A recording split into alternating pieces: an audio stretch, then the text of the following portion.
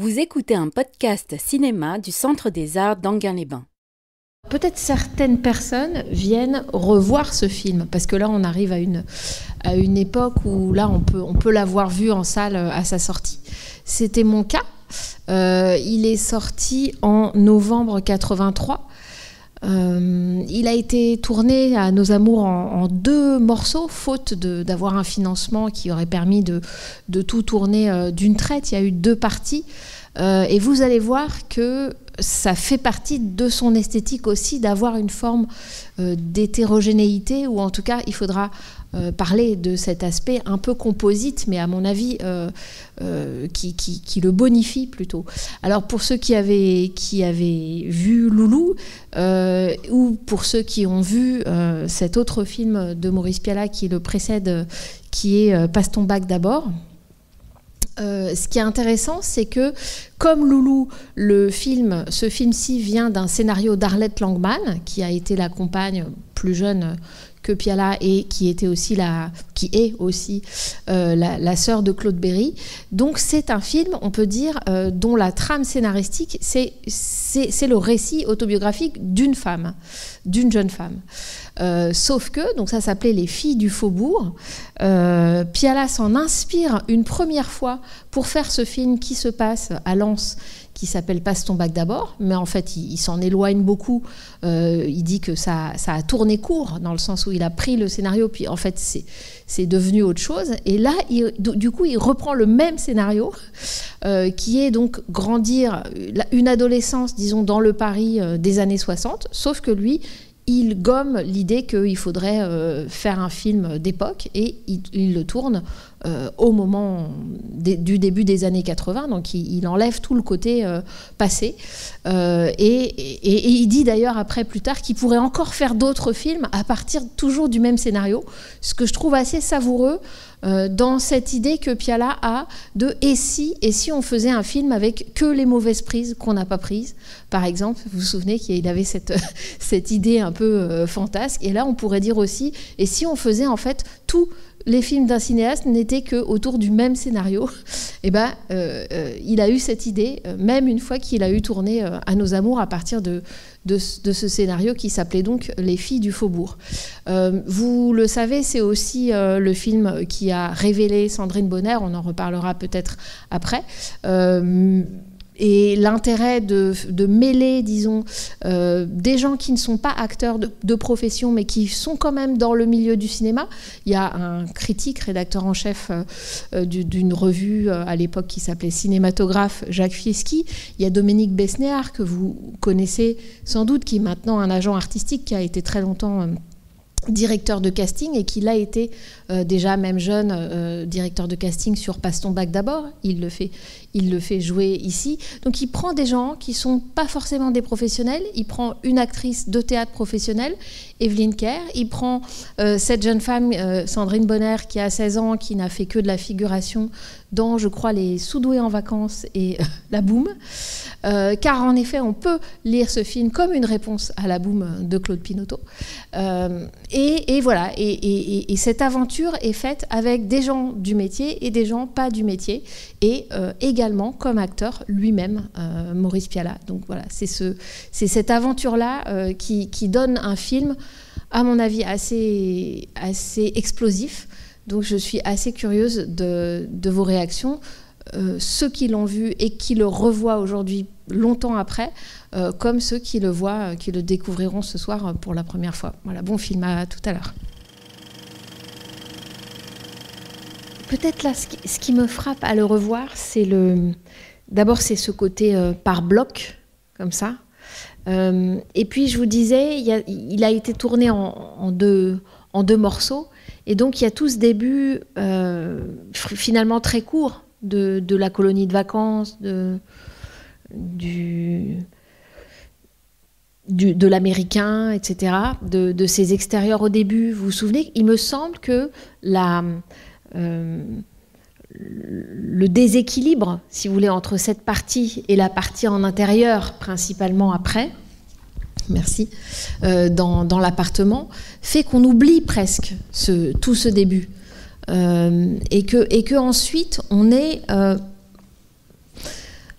on est dans un décor. Alors Maurice Pialat disait ça lui a donné envie de tourner en studio, que s'il en avait eu les moyens, il aurait tourné en studio, parce qu'il tournait dans un vrai appartement, mais qui pour une fois était beaucoup plus grand qu'un appartement en décor naturel qu'on utilise habituellement. Et il a apprécié cette amplitude de mouvement, et il me semble qu'on le sent dans l'utilisation de la caméra. C'est-à-dire que ce lieu, l'appartement en même temps qui est l'atelier du père, même si ensuite il devient un peu désaffecté puisque le père part, et c'est évidemment un élément très important, un événement, y compris formel, très important dans le film, tout cet arrachement premier du père qui anticipe celui de Suzanne. Mais en tout cas, donc, ce lieu, cet appartement, me semble quand même se construire au fur et à mesure. Bon, au début, voilà, c'est le décor, c'est l'endroit où habite cette famille.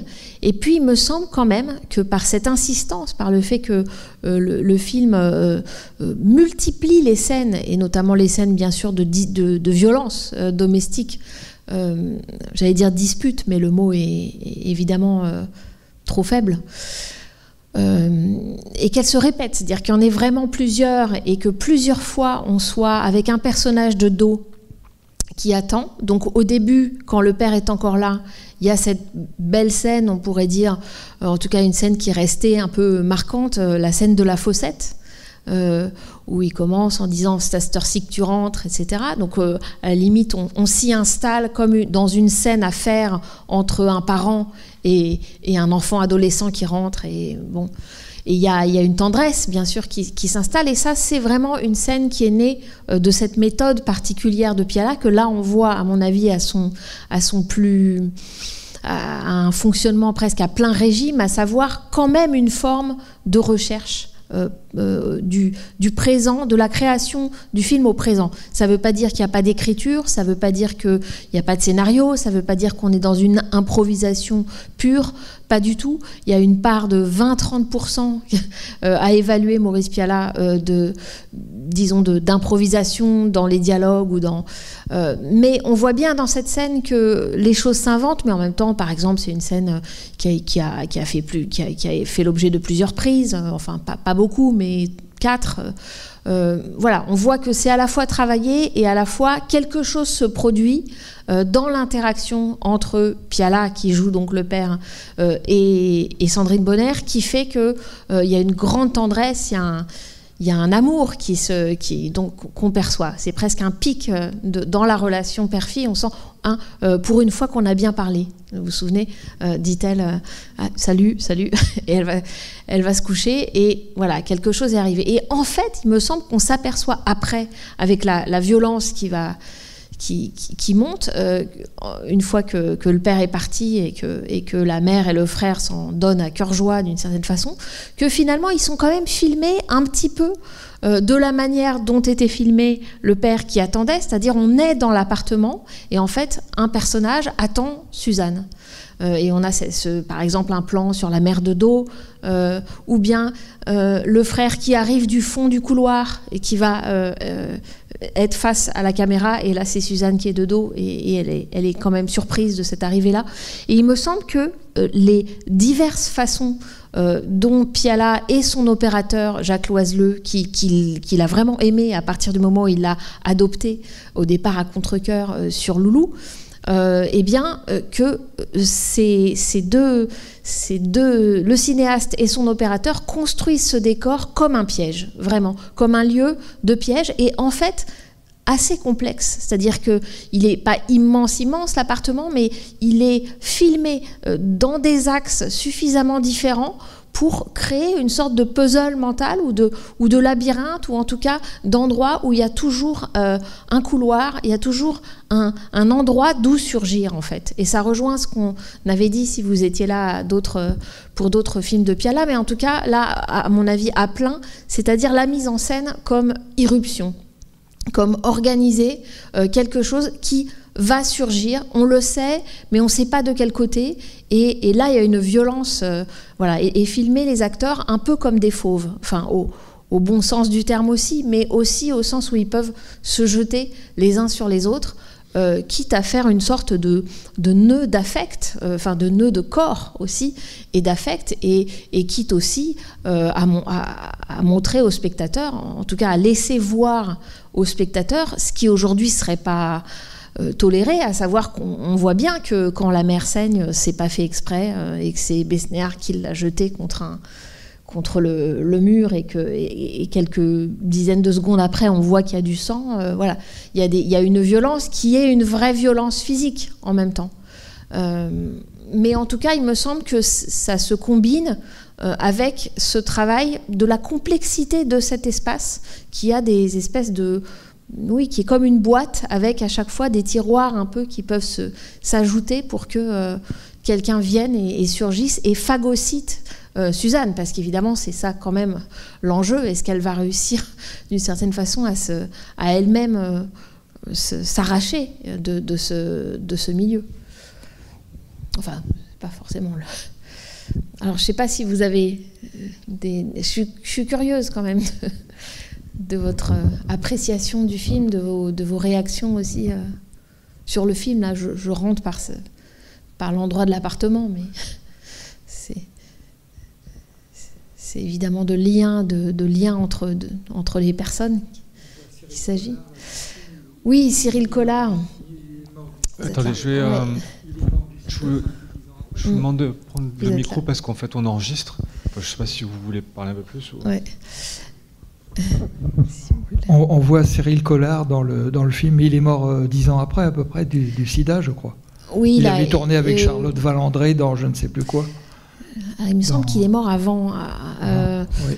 Il était assistant de Piala, oui. et il joue le rôle de Jean-Pierre. Effectivement, c'est assez touchant. Et effectivement, après, on a vu son film Les Nuits Fauves. Les Nuits Fauves, il me semblait que c'était plutôt 89 que...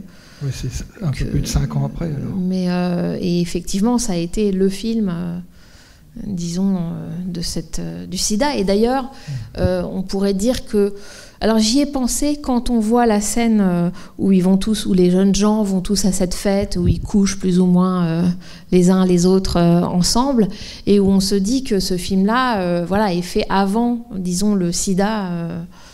juste avant, d'une certaine façon, il sort fin 83, avant en tout cas le fait qu'on soit que le sida soit une maladie connue de la population. On voit ça aussi dans les films français à partir du milieu des années 70, fin des années 70, Le Plein de Super par exemple d'Alain Cavalier, ou Martin et Léa d'Alain Cavalier.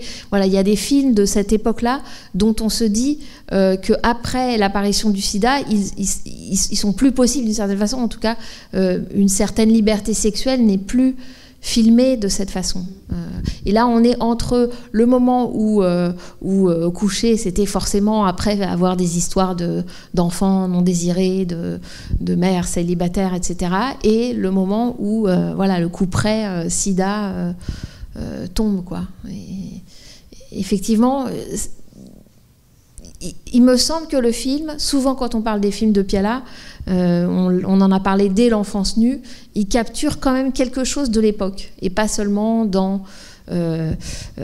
les costumes par exemple, même si ou la musique qu'on entend au magasin par exemple, ou bien la veste qu'achète à Luc la copine Anne, la veste bleue avec évidemment il y a des choses qui sont un peu qui nous font presque rire tellement elles sont années 80, mais il y a quelque chose de plus profond. Et pourtant, comme je vous le disais, le scénario provient d'une femme qui était jeune fille dans les années 60. Et donc il y a un côté désuet, et il y a un côté...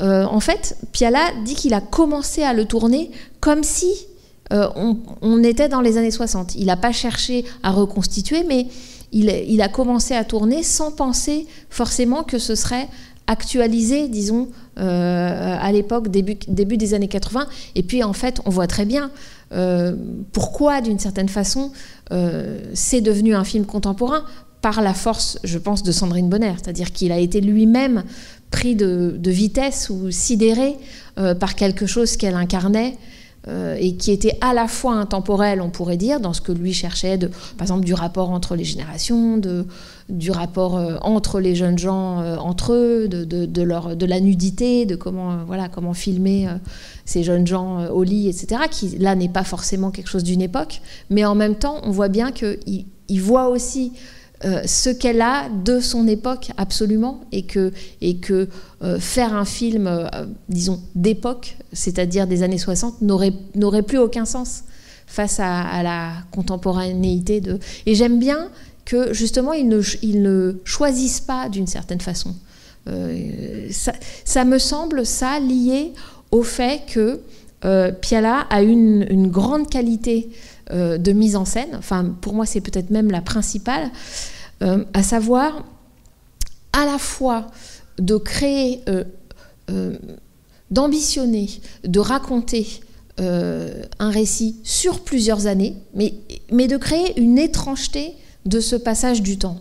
Alors il me semble qu'on en avait parlé dans la temporalité particulière des disputes répétées, des scènes de ménage répétées, de Nous ne vieillirons pas ensemble. On se disait, mais à un moment elle dit ça fait 6 ans qu'on est ensemble, Marlène Jobert disait à Jean-Yann, et on se disait mais c'est bizarre, nous on a l'impression que c'était la semaine dernière, et donc il y avait ce double, et en fait on s'apercevait que c'était pas du tout une maladresse de la part de Piala, mais que ça créait une dynamique, une tension proprement cinématographique, qui est lié au fait que, évidemment, le cinéma, en tant que médium, c'est un art du temps. Bon, je vous apprends rien, mais comme la musique aussi. Mais que donc, il y avait à la fois une force du présent à l'intérieur du plan et de la séquence, hein, parce que quand on parle d'irruption, c'est quelque chose qui arrive de manière resserrée, condensée dans le temps. Tout à coup, on a l'impression que quelque chose advient, même si c'est une violence. Et en même temps, comme dit le personnage du père joué par Piala dans le film, ah là là, le temps passe. Vous vous souvenez quand il se lave les mains, il se lave frénétiquement les mains, il s'aperçoit que sa fille est en train de lui échapper, qu'elle sort avec des garçons, etc. Sa femme qui dit « t'as vu sa coiffure ?» Et puis on a ce moment que moi j'adore, c'est vraiment les moments, je trouve, les plus savoureux du film, parce qu'il est aussi, je trouve, un très bon acteur, où là on est de son côté à lui, de l'espèce de glace qui constitue la séparation, qui fait une espèce de mini salle de bain là, en marge de son atelier dans l'appartement, où il dit « t'as vu sa coiffure, qu'est-ce qu'on en a à foutre de sa coiffure ?» Et où il y a une espèce d'aparté entre lui et sa femme, mais qui est un aparté dont on voit bien qu'il est aussi, d'une certaine façon, pour nous, spectateurs. Il crée une forme d'intimité où il est séparé plus de sa femme que de nous, spectateur, mais où il dit, c'est là qu'il dit ah là là, le temps passe. Et je trouve que finalement ça fait partie vraiment du projet d'À nos amours, à la fois de filmer plusieurs années, puisque quand même elle se marie. Je veux dire, au début, elle a 16 ans, on entend, puisque le frère dit « t'as 16 ans et tu crois pas à l'amour », etc. Elle est en colonie de vacances, elle doit faire le mur pour aller coucher avec un garçon, etc. Et puis, à la fin, elle échappe au mariage, mais on s'aperçoit donc qu'il y a eu quand même quelques années entre le début et la fin. Est-ce qu'on les sent vraiment passer ? En tout cas, on ne les sent pas passer comme on les sent passer dans un film traditionnel, plus classique, où on aurait des marques de ces ellipses, on aurait un travail fait sur les coiffures, les costumes, pour que justement on se dise, voilà, il y a un changement. Là, pas du tout. On a au contraire l'impression que Piala veut conserver, je dirais, le présent des acteurs. C'est-à-dire que le présent de eux en tant que personnes qu'il fait jouer, qui sont pleinement acteurs au moment où ils jouent dans les séquences, mais vers la fin, par exemple, elle porte le même t-shirt avec les petits carrés là qu'elle porte quand elle va voir Luc au magasin. Et donc il y a un présent de Sandrine Bonnaire, je dirais, qui se superpose aux différentes temporalités de son personnage. Je ne sais pas si c'est clair ou si c'est que moi qui perçois ça. Mais moi, j'adore voir ça. Mais on peut le voir comme un défaut, hein, bien sûr. Oui, vous vouliez. Attends, je dis juste un truc après. Juste sur le personnage de Suzanne. Sur la question du temps, moi, il y a une réplique que je trouve assez bouleversante dans le film, et peut-être qu'elle passe un peu vite comme ça, mais quand elle est avec... c'est Luc, en fait. Hein, je pense que la dernière fois où ils se voient. Elle lui dit, oui, tu sais, la fois où on était au ski, en fait, il y a ce moment où on était sur la Lune, j'étais tellement heureuse, j'aurais voulu mourir pour que ça s'arrête là. Et je trouve ce qu'elle dit là, il y a une vérité du personnage, en fait, qui sort et qui... je sais pas, pour moi, le film, en fait, se cristallise un peu à ce moment-là aussi. Oui. C'est-à-dire que dire Courchevel, sur la Lune, j'ai été tellement heureuse que j'aurais voulu mourir à ce moment-là. Évidemment, on entend aussi cette douleur, en fait, de vouloir absolument habiter le présent et en même temps cette mélancolie. Que même à 16 ans ou 18 ans, on peut déjà avoir une telle mélancolie qu'on voudrait être mort à ce moment-là. C'est ça qui est d'une certaine manière pas normal chez elle, en fait, alors qu'on pourrait entendre ce genre de choses plutôt dans la bouche d'un adulte qui se souviendrait ou choses comme ça, mais c'est ce qui fait chez elle, ce qui fait que ce personnage est assez, assez incroyable, en fait. Et oui. À la fois il y a une tristesse, et à la fois, comme tu disais, à la fin, finalement, c'est la seule qui s'en tire, en fait, qui arrive à partir. En fait, il y a un doublon, entre père et fille. Il n'y a pas seulement un rapport père-fille, un passage de relais ou de génération, ou une opposition qui se résout, etc. Ils sont jumeaux, d'une certaine façon. On voit bien que là, le cinéaste a trouvé dans cette actrice quelqu'un qui...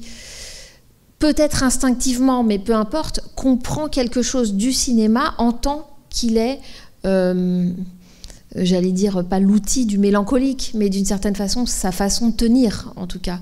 Et c'est vrai que Piala, si vous êtes si peu à chaque fois, à chaque séance, c'est aussi pour ça, c'est-à-dire qu'il y a cette mélancolie. Alors là, dans ce film-là, il y a le mot triste, tristesse qui revient.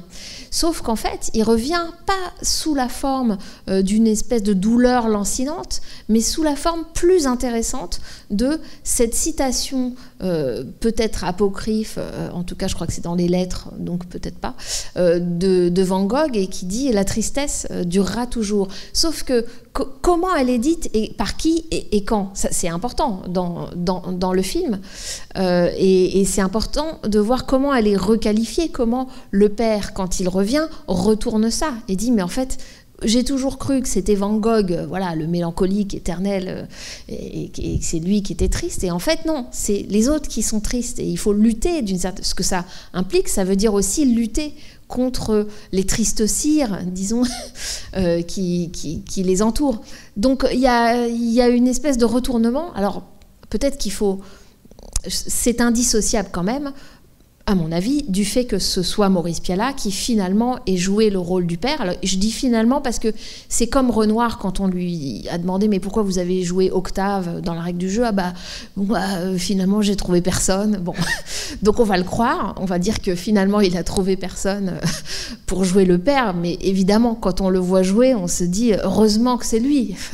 Ça ne pouvait être que lui qui le jouait. Sauf que il leur fait quand même un coup pendable à ces acteurs. Je ne connais pas d'autres films, ou en tout cas où ce soit documenté, où ce soit avoué, ou dans lequel, en fait, le père devait mourir. Je crois que dans le scénario, il meurt parce que dans la vraie vie d'Arlette Langman, il est mort.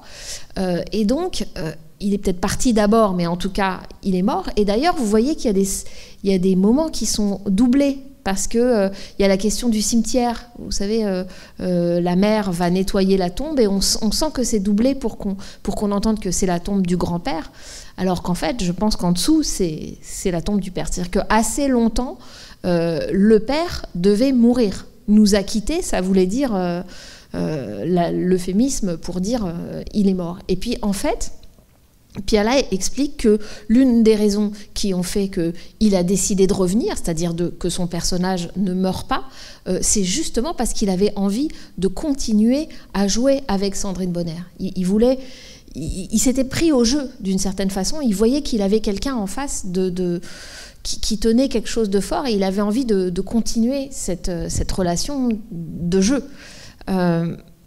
D'où la scène finale, qu'il faut quand même... qui est quand même incroyable quand on y pense, puisque en fait, il n'avait effectivement pas prévenu ses acteurs qu'il allait débarquer.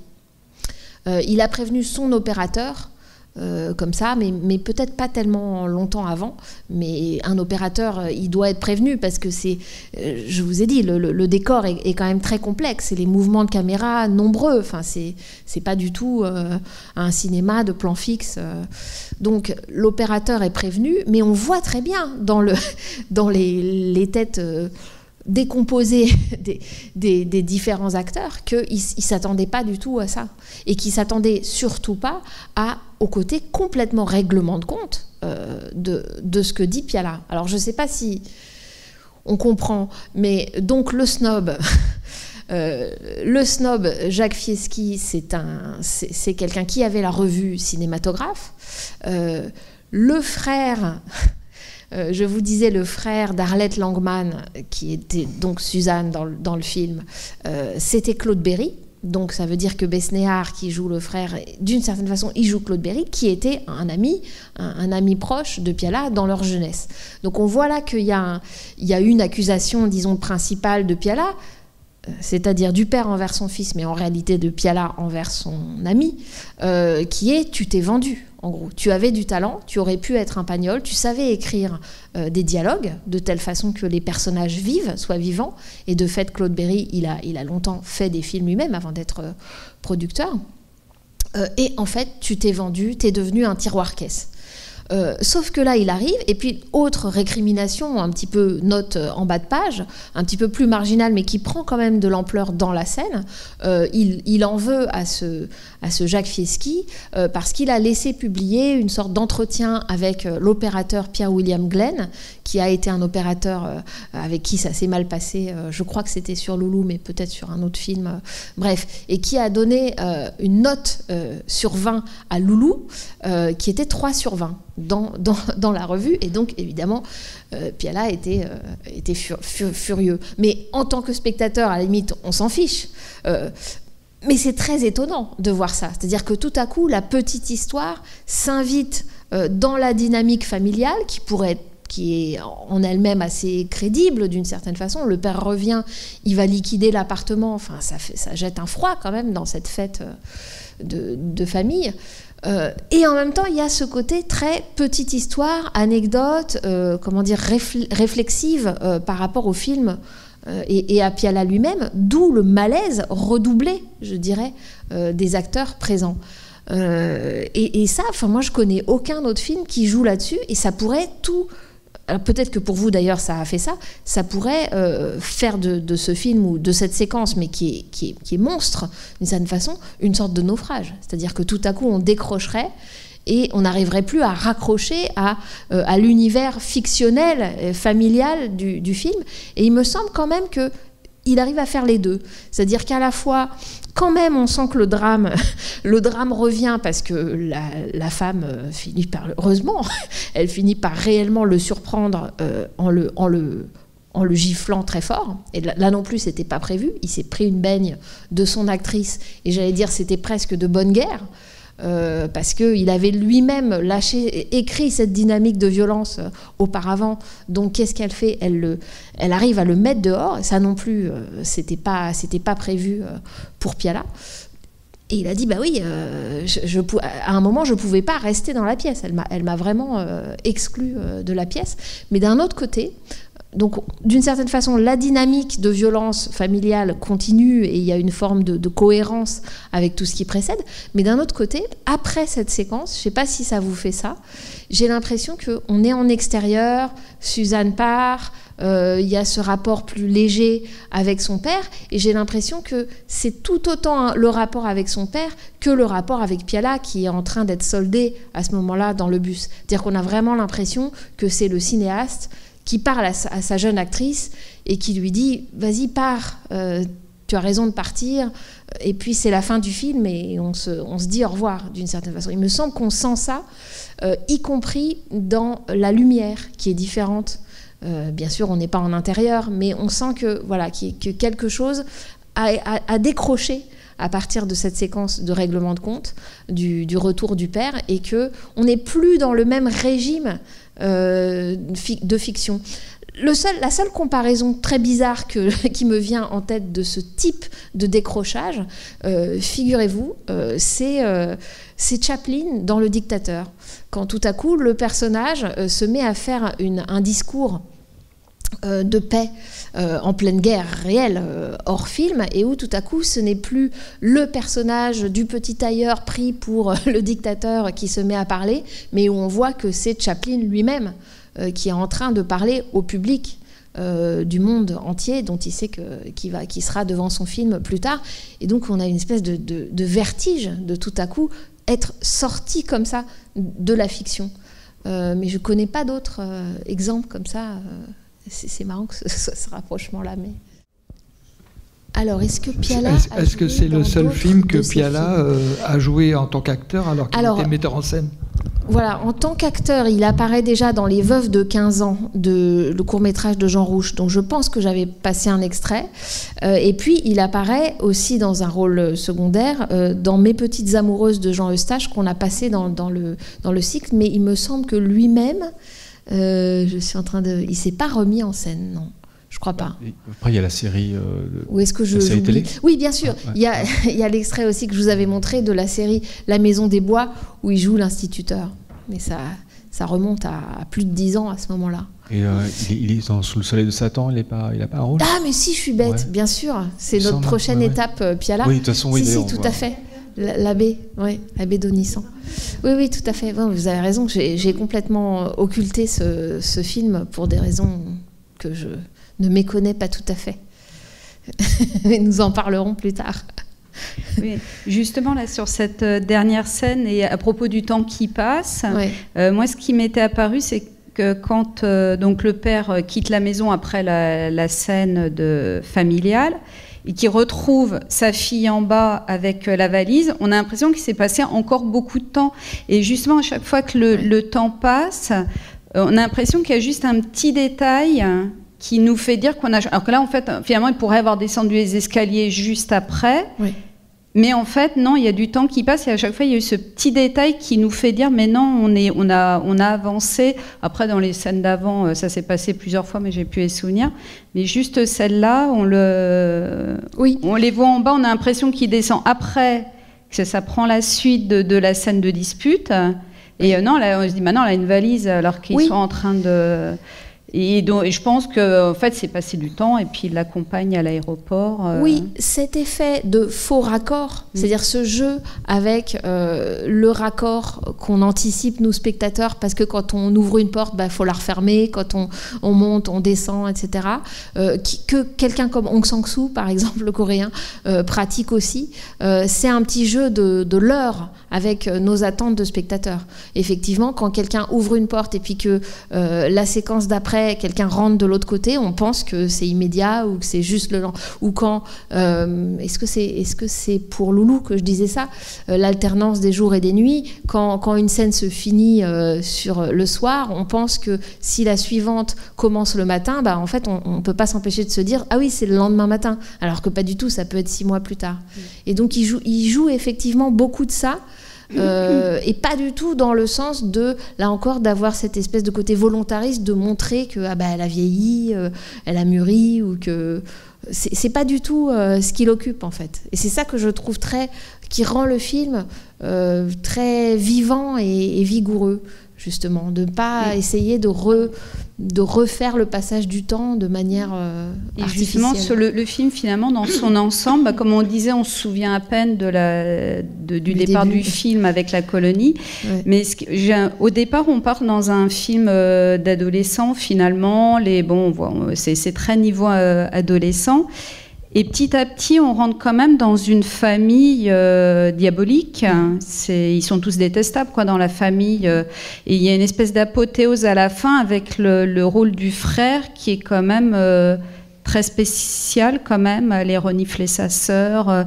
C'est de pire. On est de plus en plus mal à l'aise avec cette famille. Et ce qui est étonnant, c'est qu'au départ, on se dit, bon, au bout d'un moment, c'était un petit peu long, quoi, sur le côté ado. Bon, c'est bon, on a compris. Puis petit à petit, il y a une espèce de machiavélisme qui rentre en jeu. Et on voit chaque rôle de la famille. Et c'est enfin un film très intéressant oui. à ce niveau-là, moi, je trouve. Oui, c'est vrai, parce que cette structuration-là, elle est étonnante. Qu'on parte comme ça, on pourrait dire, de l'extérieur, au sens du décor, mais aussi de la jeune fille avec les autres jeunes, avec les garçons, avec les étrangers qui passent, etc. Et comment, en fait, ça nous est montré comme le revers de la violence qu'il y a à l'intérieur. Alors que si ça nous était expliqué de manière didactique, ça, ah bah oui, en fait, elle couche avec tout le monde parce qu'elle est battue chez elle, par exemple, on trouverait ça idiot, on trouverait ça simplificateur, et il y a quelque chose, au contraire, de très organique dans la construction, sans doute parce que Piala, ce qu'il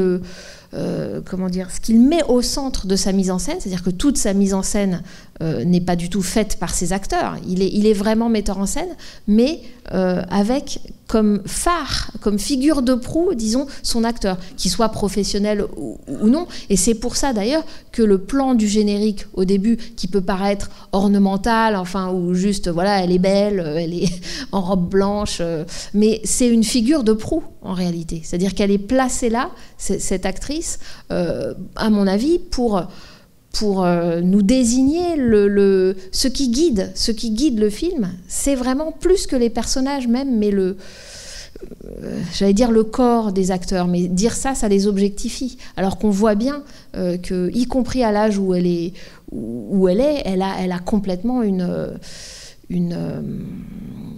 c'est une conscience désirante. Jamais on en doute une seule seconde. Jamais on a... moi, je trouve que dans la façon dont il filme, il y a quelque chose de très... qui laisse à chacun des acteurs une agentivité, dirions-nous aujourd'hui, y compris le personnage très hétérogène, le jeu, disons, très hétérogène d'Evelyn Kerr, qui joue donc la mère, et dont je vous disais qu'elle était une actrice de théâtre.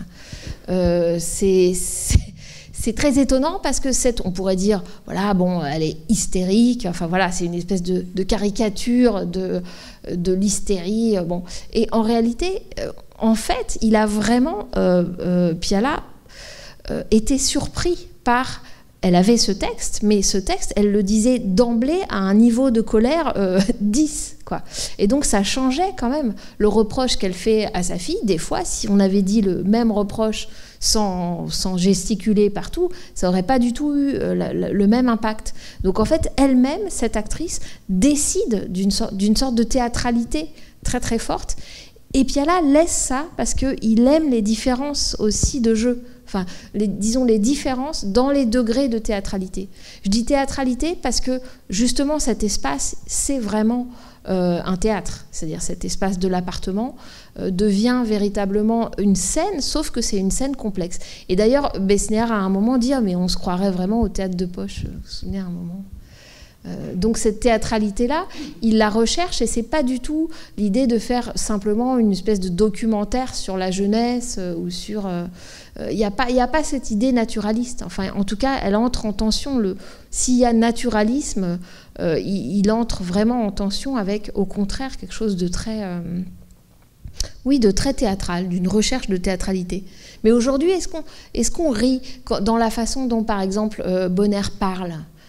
Surtout au début, il me semble qu'il faut un accommodement quand elle ouvre sa bouche avant chaque mot.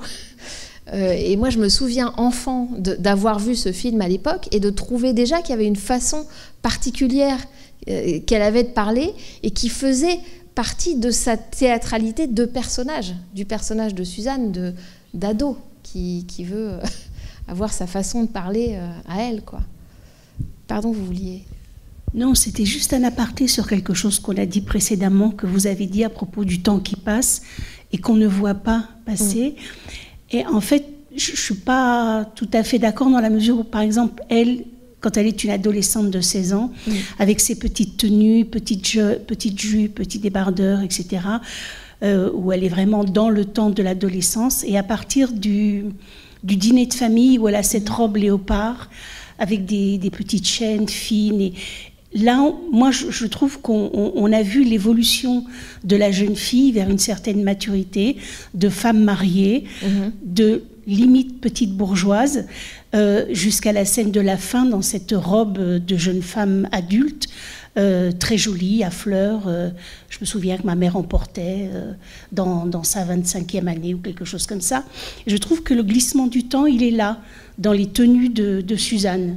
Oui, c'est un détail, mais voilà, le temps qui passe, je l'ai vu là. Oui, ce qui est intéressant aussi, c'est que cet excès qu'on pourrait trouver dans le motif léopard, vous avez raison, il est tempéré par des détails, d'autres accessoires, mais aussi peut-être par la gestuelle, parce que bon, je rappelle que Piala avait une formation de peintre, et on voit quand même dans les cadres, c'est pas que le chef opérateur qui fait les cadres, c'est bien sûr aussi Piala. Il y a des cadres du film qui sont vraiment picturaux. Par exemple, ces scènes où elle est sous la pluie, assise à l'abribus, là, c'est étonnant. Il y a aussi un traitement du rouge et du rose, de tout le camailleux entre le rouge vif et le rose jambon, quoi, et le rose ou le rose chair, pour être un peu plus. Mais bon, il y a une tranche de jambon quand même avec le pull couleur tranche de jambon.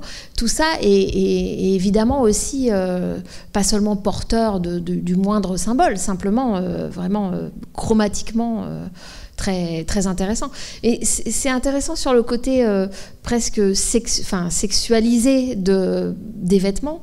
Et de comment autour, c'est ça que je disais sur la gestuelle, c'est qu'on voit qu'il a cet œil de peintre aussi, parce qu'il y a vraiment une attention, là encore partagée avec Jean Renoir, je pense, au fait qu'un acteur, son corps, c'est pas seulement quelqu'un qui exprime des émotions ou qui dit un texte, c'est qu'il y a une gestuelle, qui transporte autre chose que ce qui se dit, par exemple.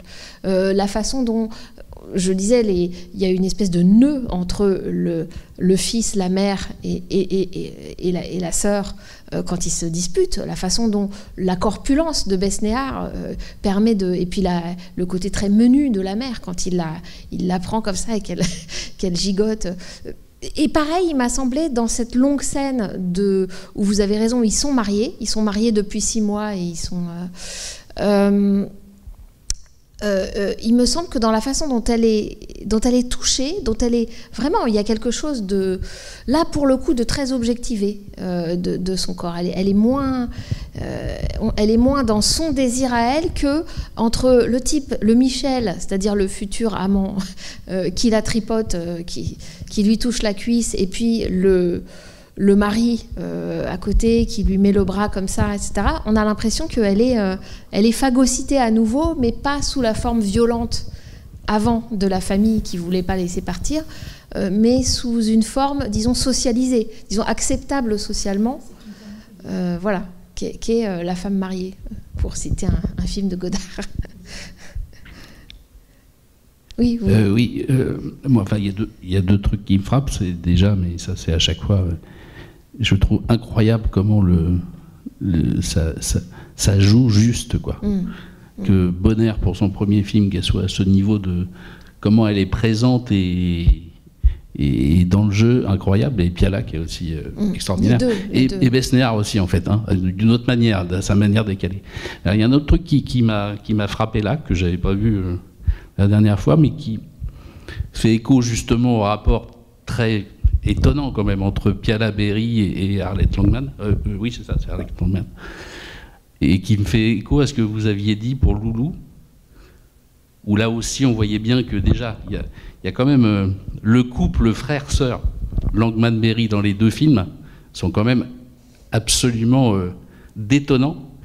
Et alors qu'en plus, si j'ai bien compris, Arlette Langman avait quitté Piala quand même, oui. J'ai l'impression que dans ces deux films, en fait, Piala est vraiment beaucoup du côté de Arlette Langman qu'il a cité, et sur un thème auquel j'étais complètement passé à côté, notamment, il me semble, c'est lorsque, dans Loulou, vous vous souvenez, quand Guy Marchand veut mettre Isabelle Huppert dehors, et qu'il a cette petite phrase en mettant ses habits dans un truc, en disant, bon, bah, finalement, quelque part, chez les Juifs, vous êtes habitués à partir avec un baluchon. Et je retrouve ça là-dedans. C'est-à-dire qu'en fait, le personnage de Sandrine Bonner, Arlette Langman, comme on veut, elle a ce côté dont on voit bien qui plaît à Piala, de cette, je ne sais pas si on peut généraliser, mais c'est peut-être comme ça dans sa tête, d'une forme de judéité qui, quelque part, ne peut trouver son salut que dans la migration permanente. Et notamment à la fin, sur la question de la valise qui ferme pas, il y a vraiment un côté là-dessus, quoi, sur ce côté. Et à l'opposé, évidemment, le rôle de Besnéard, qui a sa fête avec Fieschi, là, sur le fait qu'il est passé du côté sombre, en fait. On voit bien que pour lui, il y a deux manières d'être juif, quelque part, oui. Alors que lui, à ma connaissance, ne l'est pas, hein. Mais j'ai l'impression qu'il a vraiment un avis là-dessus. Et ouais, je trouve qu'il y a vraiment quelque chose là-dedans qui est malaisant, en fait, hein, qui renvoie à une vision de... on sait bien que Piala, vous l'avez dit, hein, c'est beaucoup la mélancolie, la tristesse, etc. Et c'est en même temps quelqu'un qui aime le beau et qui aime l'art, quoi. Hein, et c'est un peu ce que disait Jean-Paul tout à l'heure, hein, la phrase de Bonner sur le fait que, en fait, les instants formidables, on voudrait qu'ils s'arrêtent parce qu'on sait qu'après ça va être pire. Il est toujours là-dedans. Et je trouve que entre ça et son rapport à Langman et Berry, il y a quelque chose qui se joue et qu'on voit beaucoup dans ce film-là, je trouve. Oui, mais là, il est loin, me semble-t-il, de sorties antisémites qu'on peut entendre. Je ne parlais pas d'antisémitisme. Oui, mais qu'on peut entendre quand même dans la phrase de Guy Marchand dans Le Loup, fais comme tes ancêtres, vas-y, fais un baluchon et pars. Là, d'abord, lui-même joue le père qui est fourreur. Il montre le père découper les peaux au ciseau, alors qu'à l'époque, ça se faisait déjà plus dans les années 80, mais il garde quand même ça des années 60. Et puis, il y a cette petite phrase aussi... que dit Suzanne sur ses parents, quoi, qui se sont rencontrés. Mon père veut plus aller en Pologne, etc. Et là, on sent que lui, quand même, il incarne le père, c'est pas rien. Et effectivement, il partage avec Suzanne cette capacité à sortir de l'image, d'une certaine façon. Ce qui est évidemment très important, puisque tout son cinéma, c'est un cinéma de l'irruption, de l'entrée qui surprend tout le monde. Donc, il faut aussi savoir sortir du champ et sortir. Et c'est vital pour les Juifs, pour le coup. Ça a été absolument vital de savoir à quel moment partir. Donc là, au contraire, j'ai l'impression que c'est le bon côté du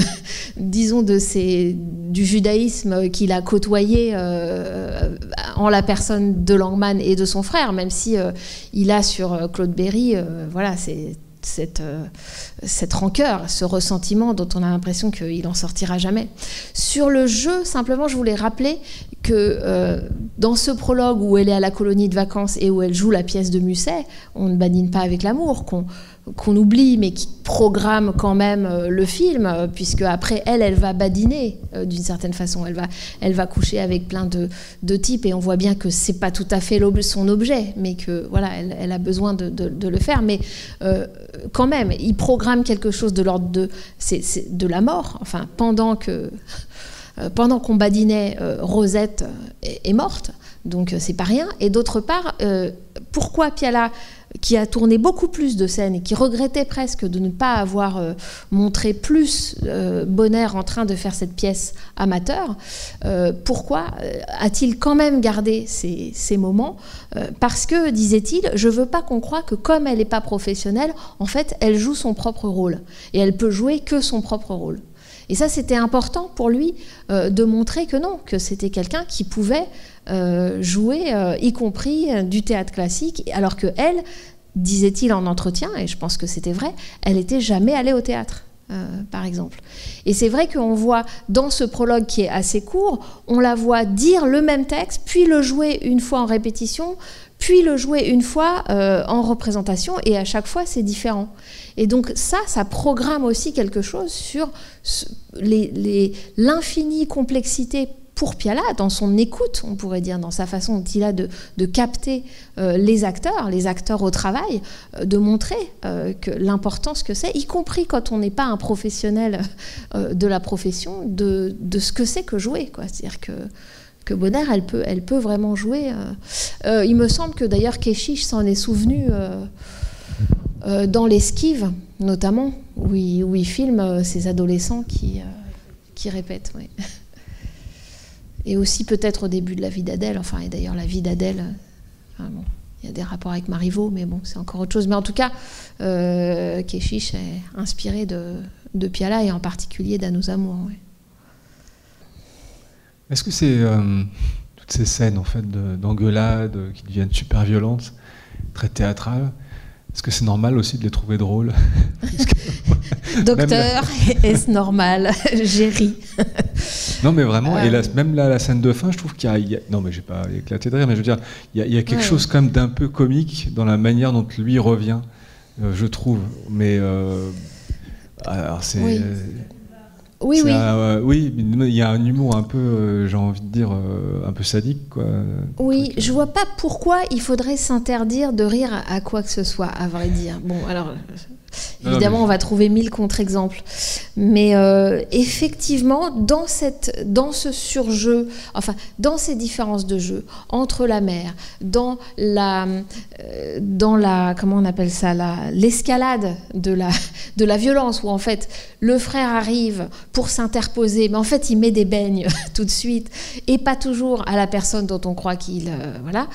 Donc parfois il tape la mère, enfin, c'est assez drôle dans l'absurdité même de ce que c'est que la logique de la violence. Oui, non, mais je dis pas que c'est pas violent, hein, c'est que se rajoute dessus en fait ça devient grotesque ou drôle, je sais pas. Il y a un côté grotesque et comique par le fait que la violence a sa propre dynamique, qui n'est même pas une logique qu'on peut rationaliser. De toute façon, c'est complètement absurde qui se jette sur elle. Puis on a quand même, parce qu'on a parlé de la justesse du jeu, mais je voudrais juste, préciser pour moi que souvent j'ai au contraire l'impression que ça joue faux, c'est-à-dire que dans le sens où il va laisser beaucoup de scories dans la manière de jouer, vous savez, des choses qu'on laisserait pas d'habitude dans un film, qu'on laisserait jamais, justement parce que ça sonne faux.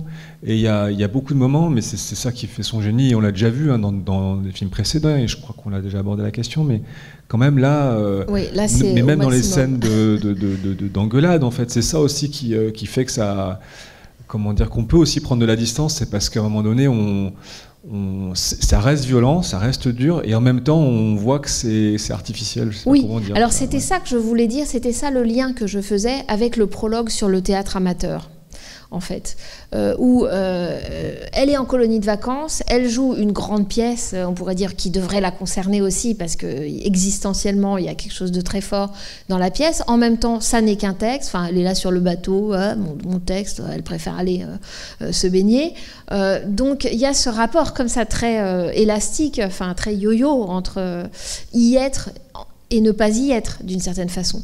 Et il me semble que ça, c'est-à-dire le fait que dans le théâtre amateur, il y a une excitation très forte de quand on y est, et en même temps, c'est les vacances, on n'est pas professionnel, on oubliera, on sera peut-être plus jamais acteur et tout ça. Et ça, Piala l'a beaucoup vécu, parce qu'avant d'être cinéaste, il a fait du théâtre amateur sérieusement, et pendant des années, donc il sait très bien ce que c'est.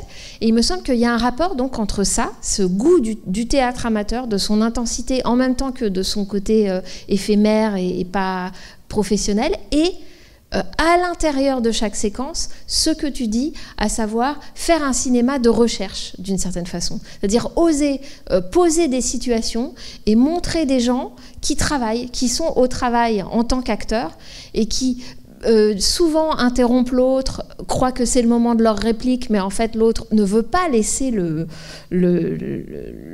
premier acteur continuer. Et c'est beaucoup ce qui arrive avec la mère, avec Evelyn Kerr, qui dit « mais laisse-moi parler, laisse-moi dire ça », et dont on sent que c'est aussi l'actrice qui veut occuper le terrain un peu plus, et plus elle essaye de faire ça, plus elle s'enfonce dans la caricature de la mère hystérique. Et c'est terrible. Et effectivement, c'est comme quelqu'un qui est dans des sables mouvants. Là, Piala, on voit bien qu'il se régale d'une certaine façon à les laisser, pas forcément s'embourber, mais en tout cas chercher, essayer quelque chose, dire quelque chose qui est un peu moins convaincant, faire un geste qui est ensuite repris, etc.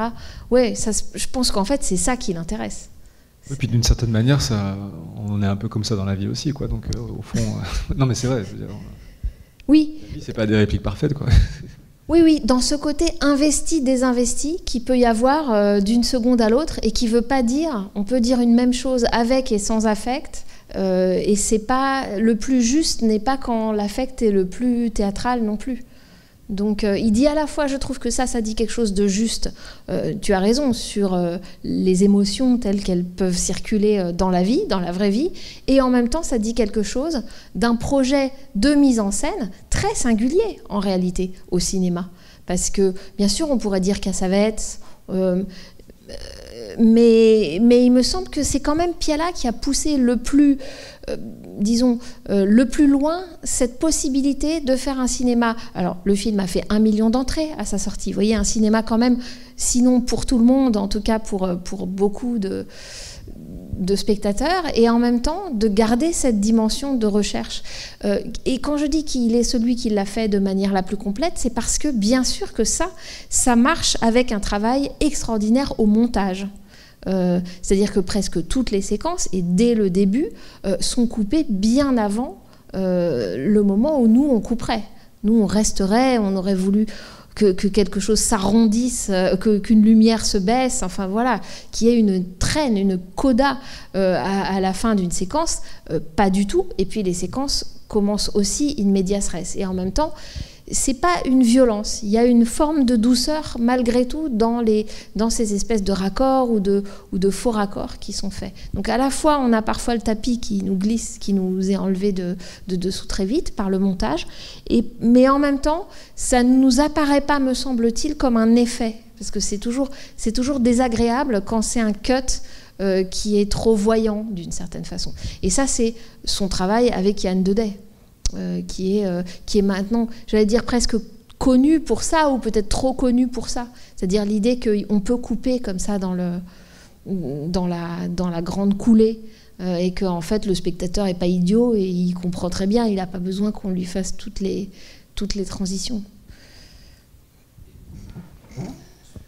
Mais après ça peut devenir un style ou un tic qui est un autre problème. Ouais, du coup je me pose la question sur...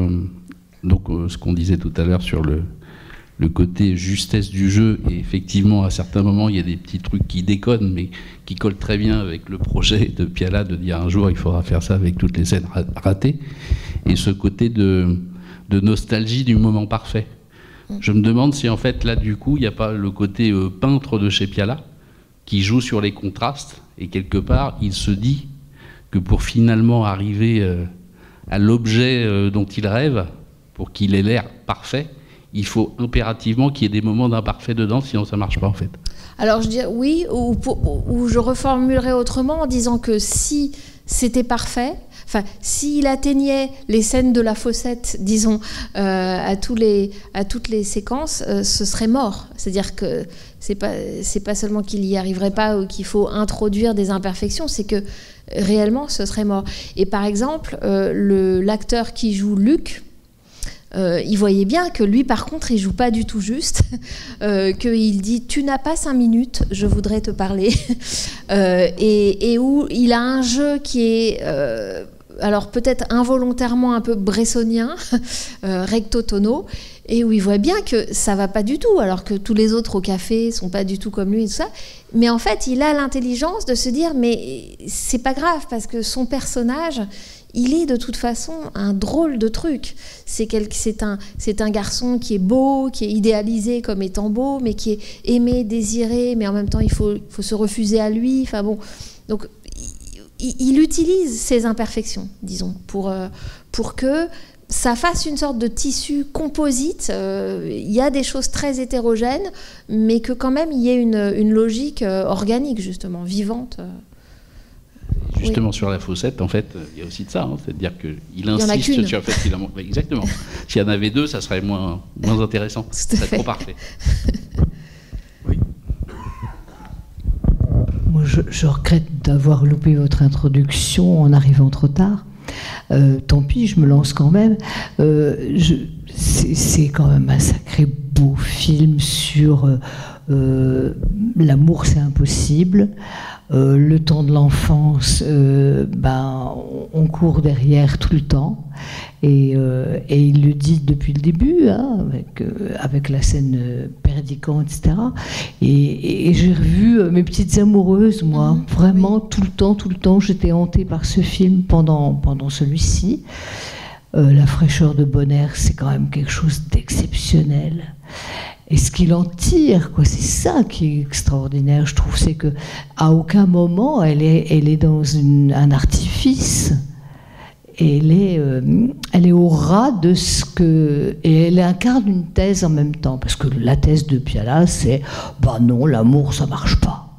C'est ça qu'il dit. C'est ça. Enfin, voilà. C'est un mythe impossible derrière lequel on court. C'est ce qu'il nous dit. Enfin, je crois, il me semble. Et que le monde de l'enfance, c'est le garçu, quoi, toujours. Hein, c'est perdu. Et c'est très très beau, et pour un premier rôle, c'est exceptionnel d'avoir réussi à incarner ça, quoi, ce niveau de travail. Ça me réconcilie. Merci. Il fallait que vous interveniez, parce qu'avec votre intervention de la dernière fois, oui, je sais bien. On se croyait perdu. On croyait désespoir. Peut-être l'amour est-il perdu pour Piala, mais en tout cas, pas pour le cinéma, quoi. Là, c'est vraiment grandiose. C'est un super travail.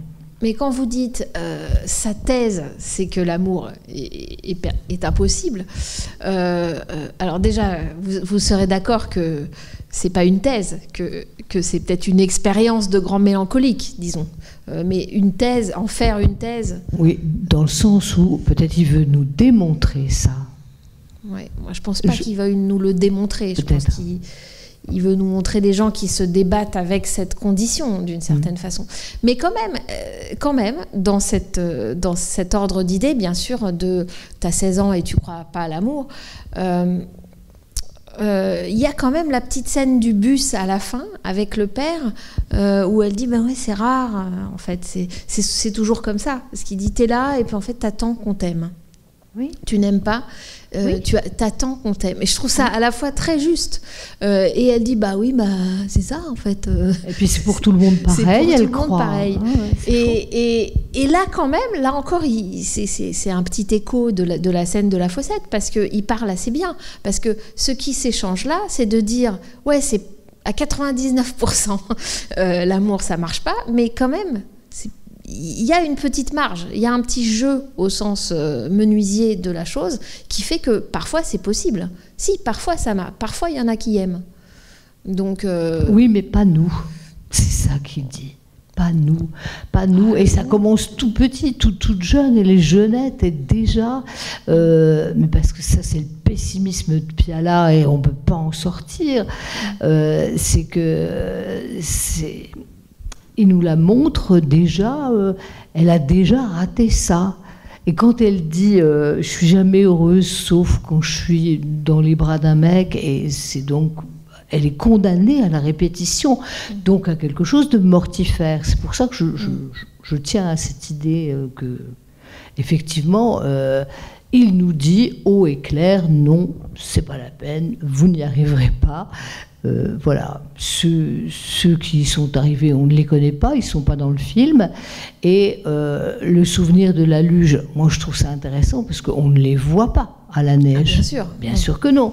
Donc c'est idéalisé dans le souvenir heureux, qui est un souvenir d'enfance. On ne fait pas l'amour sur une luge, on glisse, on rigole, et on a 7 ans, 8 ans. Oui. Bon, je vous laisse le mot de pessimisme. Moi, je garde plus mélancolie que pessimisme, mais un exemple de ça, je trouve, de mise en scène de ça, qui serait presque contraire à l'exemple de la luge, où il s'agit vous avez raison, de reconstruire un récit, en fait, de reconstruire même une perte par le langage. Ce serait il n'y a pas de rapport sexuel, disons, la phrase de la psychanalyse, dans la scène avec l'américain. Je trouve dans le gros plan quand même très étonnant, très long. Il y a un chant contre chant, mais quand même on se souvient surtout du visage de la jeune fille quand il est sur elle, en fait. Et donc on comprend par une ellipse qu'ils ont fait l'amour, si je puis dire, mais où on a ce plan d'elle où on voit vraiment ses narines, où on est vraiment plutôt d'en dessous, et où c'est tellement, son visage est tellement inexpressif qu'on peut croire un moment presque qu'elle est morte. Enfin, d'une certaine façon, il y a vraiment quelque chose de...